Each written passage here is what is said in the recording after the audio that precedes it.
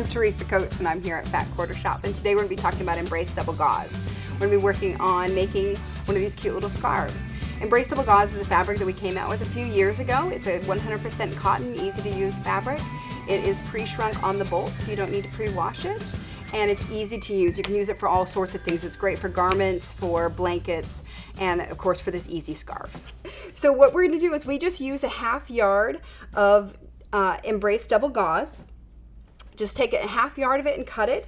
You can see there are little woven lines on here. The fabric is actually made of 2 layers of gauze, and then they're woven together. So they have this little line that's in the fabric itself, and if you cut on that line, you'll be able to keep it on the grain nice and easily. So we cut it on that line, we fold it in half. We're just gonna stitch it with a ½ inch seam allowance-ish.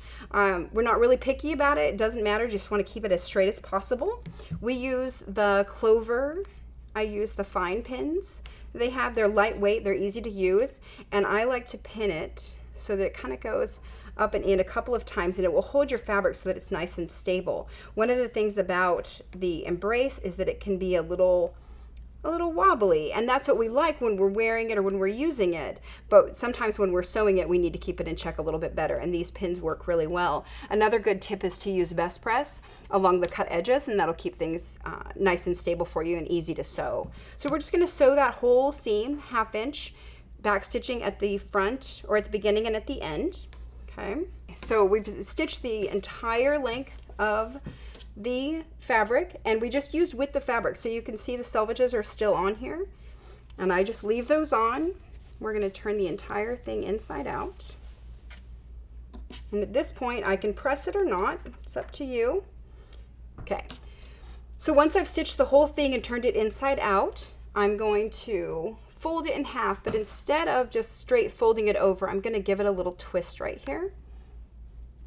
Okay, and then I bring these 2 ends together, and I'm going to hold the right sides of each of these, and this one it's hard to tell because it's the same on either side, but I know that these are my right sides, and I'm going to pinch those together, and I'm going to reach in and I'm going to turn it inside out so that I have a tube again.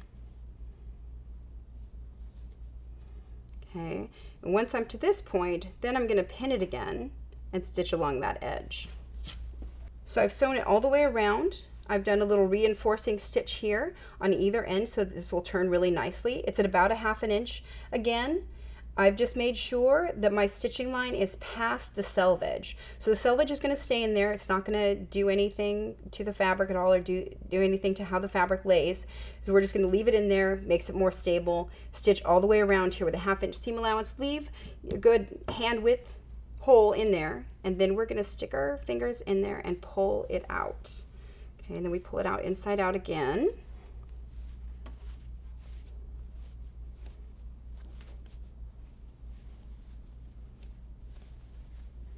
All right, that's what we've got it turned inside out. Because I've done that little stitching, it'll pop this closed nice and easily. Now you can go ahead and you can hand stitch this closed, or what I like to do is I just fold this in half.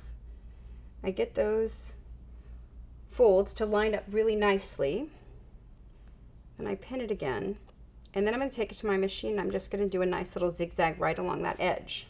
You end up with this little zigzag which you can see, but I'm also going to wear this so that it goes at the back of my neck and I never have to see it again. No one will ever notice it. So if you want to be careful and do some hand stitching, you can totally stitch that closed, or you can use your machine and zigzag it. All right, and then we're going to be able to wear that. You can flip it over your neck, wear it loose as just one loop around your neck, or you can double it up and wear it tight.